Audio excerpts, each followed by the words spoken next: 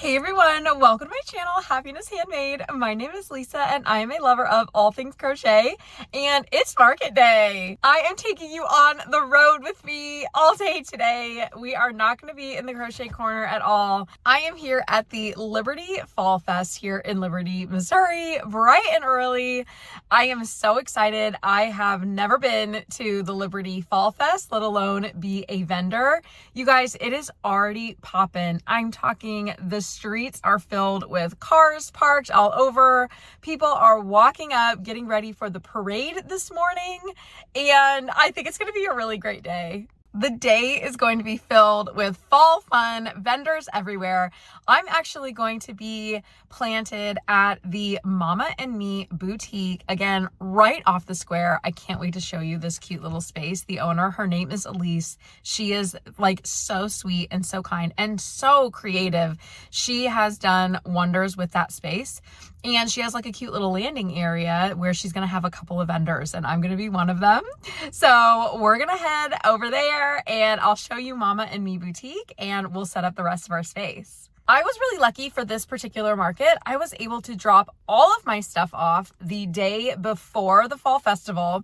So Liberty, Missouri is a cute little town. The parade and the festival are happening at the town square and they have blocked off all of the streets around the square. So I was really fortunate. I had the opportunity to go ahead and drop everything off the day before. So I actually have all my display set up. I just need to add my crochets. So let's head over there and I'll show you what I have.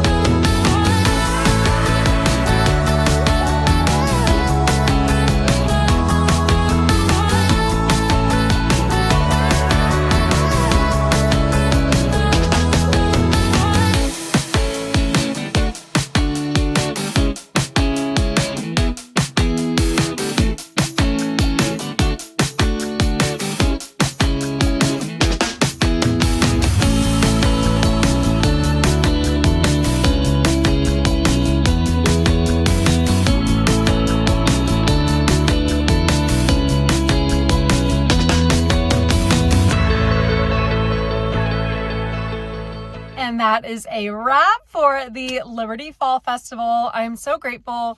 Elise from Mama and Me Boutique is letting me keep my heavy boxes and totes and everything at the space because the square is still blocked off, so I can't drive up. So I'm going to come back tomorrow to pick up the rest of the stuff, but it was a really, really great day. I'm actually going to head over to the painted tree. I want to bring some of the crochets that didn't sell here. I'm going to take them over to the painted tree. So we'll take a quick look at the painted tree space, and then I will break it all down for you back at the crochet corner. What sold, how did the day go, how much I made, and all that fun stuff. So let's go.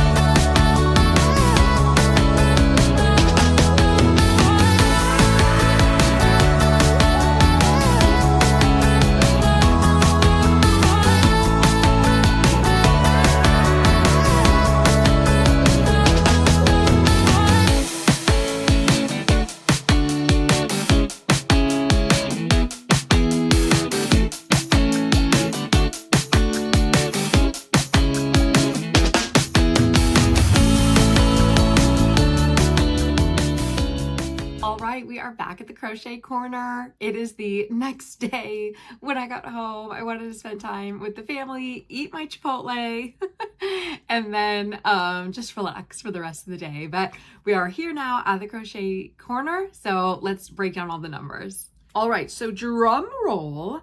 I made a total of $358.93 in sales. If we subtract the $50 booth fee that I had for this event, the total sales was $300.93. I'm really happy with that number, especially being in the back of a store when it really looked like most of the traffic, really a big chunk of the traffic, was all out on the square where most of the vendors were. I was really nervous about that, but it ended up working out really well being in the Mama and Me boutique.